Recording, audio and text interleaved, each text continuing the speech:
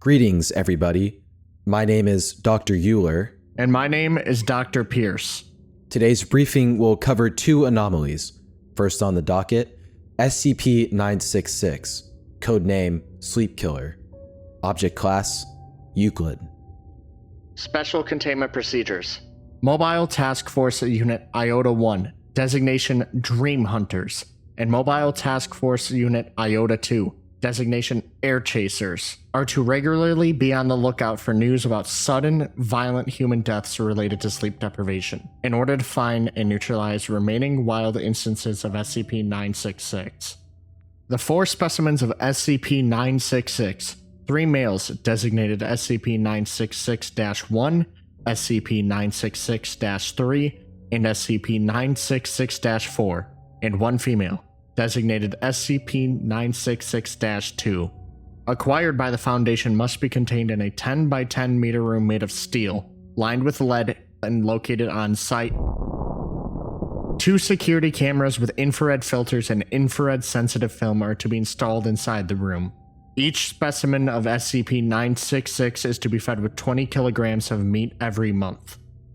In the event of SCP-966-2 giving birth, the newborn specimen is to be studied and disposed of before it reaches maturity. Description: SCP-966 are predatory creatures that resemble hairless, digitigrade humans, possessing an elongated face with a mouth lined with needle-like teeth. On each hand, they have 5 claws that can be up to 20 centimeters long. Although sharp, these are easily broken, making them unfit for combat. SCP-966's height ranges from 1.4 to 1.6 meters, and they can reach up to 30 kilograms in weight. Physically, SCP-966 are weak, possessing hollow bones and low musculature density. They do not seem to rest through sleep. Instead, they will suddenly cease all movement at seemingly random intervals of time, resuming normal activity 3 to 5 minutes later. SCP-966 are visible only at wavelengths ranging from 700 nanometers to an estimated 900 nanometers. This applies to all of SCP-966's tissues. If their skin, muscles, or organs have suffered from 2nd to 3rd degree burns, the affected areas will be visible at wavelengths ranging from 360 to 900 nanometers. SCP-966 feed on medium to large size animals, including humans. They hunt either alone or in pairs. Their hunting methods consist of emitting a single burst of a previously unknown type of wave, dubbed waves, in honor of the late Doctor, which permanently inhibits the ability of the affected creature to enter any of the NREM or REM sleep stages.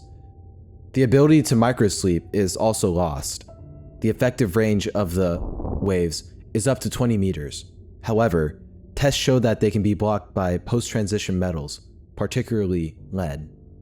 All attempts to make victims of SCP-966 sleep have failed. It is still possible to induce other forms of unconsciousness, although these will usually prove detrimental to the affected subject as they do not provide true rest.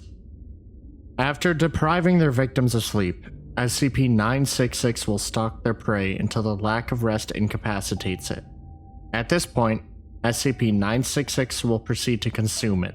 SCP-966 have proved to be very agile and silent while stalking their victims.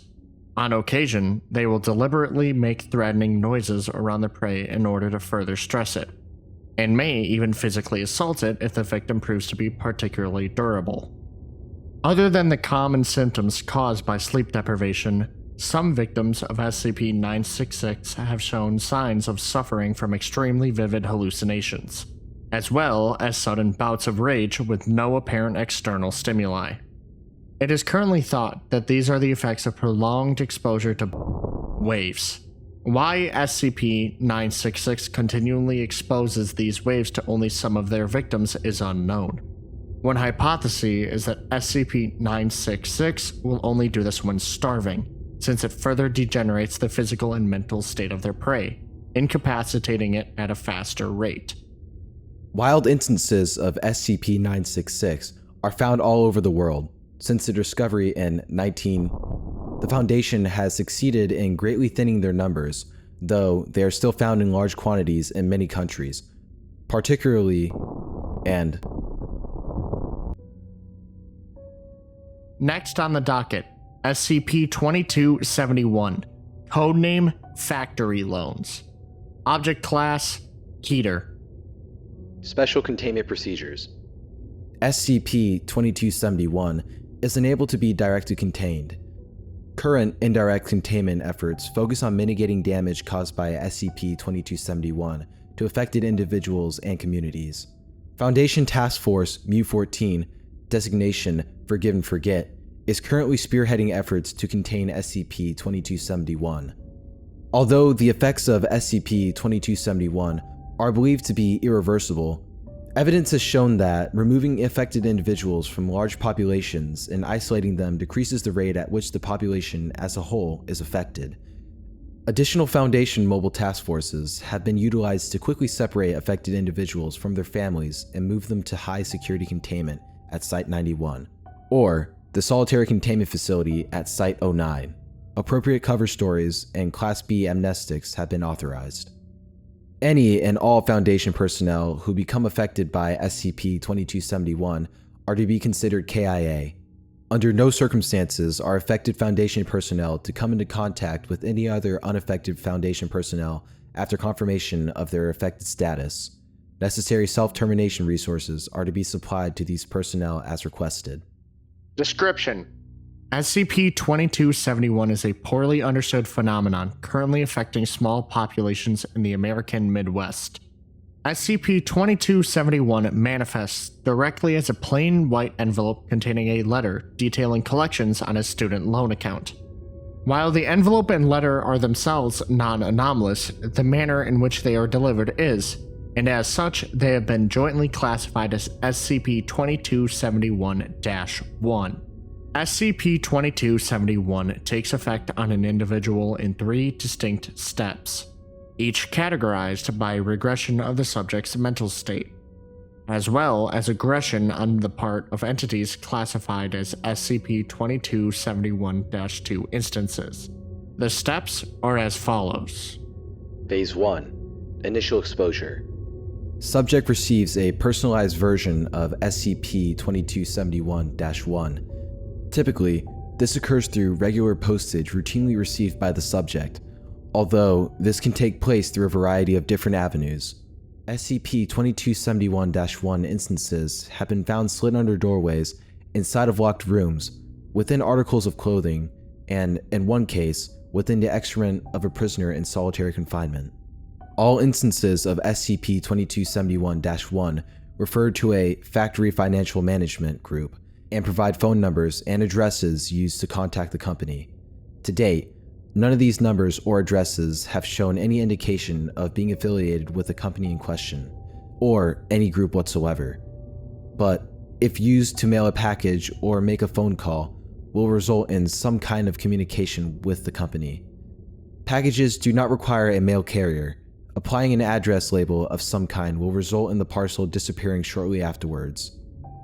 The individual receiving the instance of SCP-2271-1 does not need to open the envelope or read the letter to be affected. As soon as they receive SCP-2271-1, they become an instance of SCP-2271-A. Phase 2. Payment of Debt. In 100% of all reported cases, the letter within SCP-2271-1 will demand payment of a monetary amount that absolutely cannot be repaid, even if the subject had access to the total amount of all of Earth's liquid assets. During the second phase, SCP-2271-A subjects universally become extremely agitated and obsessed with the repayment of the amount owed.